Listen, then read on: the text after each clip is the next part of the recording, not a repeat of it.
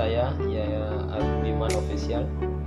Kali ini saya akan membahas tentang pelajaran pembahasan akuntansi perbankan syariah dengan tema transaksi istihna dan istihna paralel.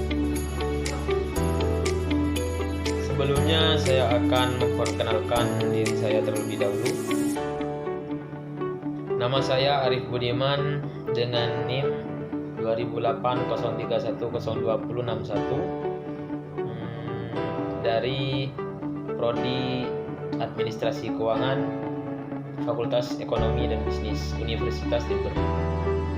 Langsung saja kita lanjut pembahasan materi kali ini. Pertama ada definisi dan penggunaan istihna. Bail istihna atau biasa disebut dengan istihna merupakan kontrak jual beli dalam bentuk pemesanan pembuatan barang tertentu dengan kriteria dan persyaratan tertentu yang disepakati antara pemesan atau pembeli yang disebut dengan istilah mustahni dan penjual atau pembuat yang disebut dengan sani. Jadi istihna adalah proses jual beli dalam bentuk pesanan yang di dalamnya terdapat antara pembeli dan penjual. Transaksi istihna ini memiliki kemiripan dengan transaksi salam. Dalam hal barang yang dibeli belum ada pada saat transaksi, melainkan harus dilunasi terlebih dahulu. Berbeda dengan transaksi salam yang barangnya adalah hasil pertanian. Pada transaksi istihna ini, barang yang diperjualbelikan biasanya adalah barang manufaktur. Adapun dalam hal pembayaran, transaksi istihna dapat dilakukan di muka melalui cicilan atau ditangguhkan sampai suatu waktu pada masa yang akan datang. Jadi, pada transaksi istihna, pembayaran dapat dilakukan bayar di muka, dicicil atau kredit, dan ditangguhkan sampai waktu pada masa yang akan datang. Ketentuan syar'i yang terdapat di dalam transaksi istihna dan istihna paralel, menurut madhab Hanafi, istihna hukumnya boleh karena hal itu telah dilakukan oleh masyarakat muslim sejak masa awal tanpa ada ulama yang mengingkarinya. Dan ketentuan syar'i transaksi istihna diatur dalam fatwa DSN nomor 6/DSN MUI _4/2000 tentang jual beli istihna. Di dalam fatwa tersebut mengatur tentang ketentuan pembayaran dan ketentuan barang. Oleh karena itu, transaksi istihna mirip dengan transaksi salam, maka beberapa ketentuan salam juga berlaku pada transaksi istihna ini.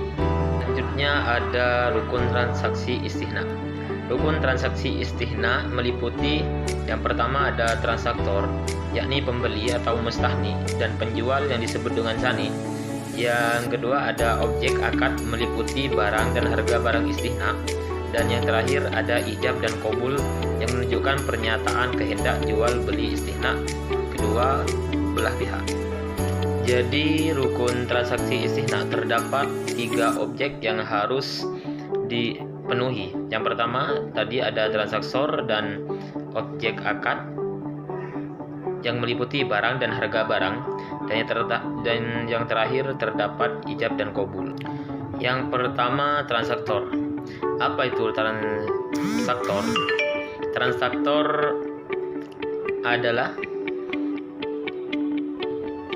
pembeli dan penjual, yang dimana pembeli dan penjual tersebut harus disyaratkan memiliki kompetensi berupa akil baligh dan kemampuan memilih yang optimal seperti tidak gila, tidak sedang dipaksa, dan lain-lain yang sejenis.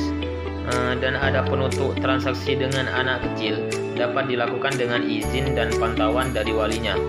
Terkait dengan penjual, DSN harus mengharuskan agar penjual menyerahkan barang tepat pada waktunya dengan kualitas dan jumlah yang telah disepakati sebelumnya. Penjual diperbolehkan menyerahkan barang lebih cepat dari waktu yang disepakati dengan syarat kualitas dan jumlah barang sesuai dengan kesepakatan, dan ia tidak boleh menuntut tambahan harga. Jadi penjual itu boleh menyerahkan barang sebelum waktu yang telah disepakati sebelumnya. dengan ketentuan tidak menuntut dengan tambahan harga. Dalam hal pesanan sudah sesuai dengan kesepakatan, hukumnya wajib bagi pembeli untuk menerima barang istihna dalam melaksanakan semua ketentuan dalam kesepakatan istihna. Akan tetapi sekiranya pada barang yang dilunasi terdapat cacat atau barang tidak sesuai dengan kesepakatan, maka pemesan memiliki hak hiar atau memilih untuk melanjutkan atau membatalkan akad tersebut. Yang kedua tadi ada objek istihna. Rukun objek akad transaksi jual beli istihna meliputi barang yang diperjualbelikan dan harga barang tersebut. Terkait dengan barang istihna, dalam fatwanya menyatakan bahwa ada beberapa ketentuan yang harus dipenuhi. Ketentuan tersebut antara lain harus jelas spesifikasinya, dalam artian barang tersebut jelas, spek barangnya itu jelas, dan harus penyerahannya dilakukan kemudian. Dan yang terakhir, waktu dan tempat penyerahan barang harus ditetapkan berdasarkan kesepakatan. Terkait dengan alat pembayaran, DSN mensyaratkan alat bayar harus diketahui jumlah dan bentuknya di awal akad. Ketentuan harga barang pesanan tidak dapat berubah selama jangka waktu akad.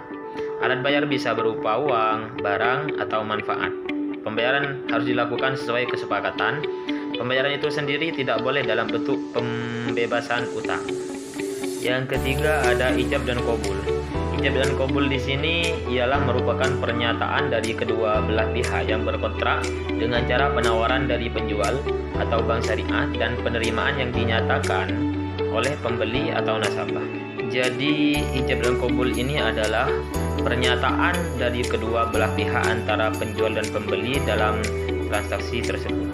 Pernyataan perjanjian dalam transaksi tersebut dapat dilakukan dengan lisan, isyarat bagi yang tidak bisa berbicara, tindakan maupun tulisan, atau bergantung pada praktik yang lazim di masyarakat dan menunjukkan keridhaan satu pihak untuk menjual barang istihna dan pihak lain untuk membeli barang istihna. Menurut PSAK nomor 104, pada dasarnya istihna itu tidak dapat dibatalkan kecuali memenuhi kondisi. Yang pertama, kedua belah pihak sudah setuju untuk menghentikannya dan akad batal demi hukum karena timbul kondisi hukum yang dapat menghalangi pelaksanaan atau penyelesaian akad. Jadi transaksi istihna ini tidak dapat dibatalkan ketika kedua belah pihak tidak setuju untuk menghentikannya. Atau seperti contoh, ketika pembeli dan penjual ini di antara salah satunya tidak menyetujui untuk menghentikannya, maka tidak dapat dibatalkan. Selanjutnya ada alur transaksi istihna dan istihna paralel.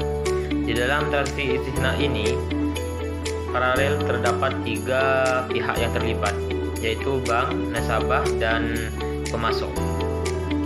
Pertama, nasabah harus memesan barang yang dikehendaki dan melakukan negosiasi kesepakatan antara penjual dengan pembeli terkait dengan transaksi istihna yang akan dilaksanakan.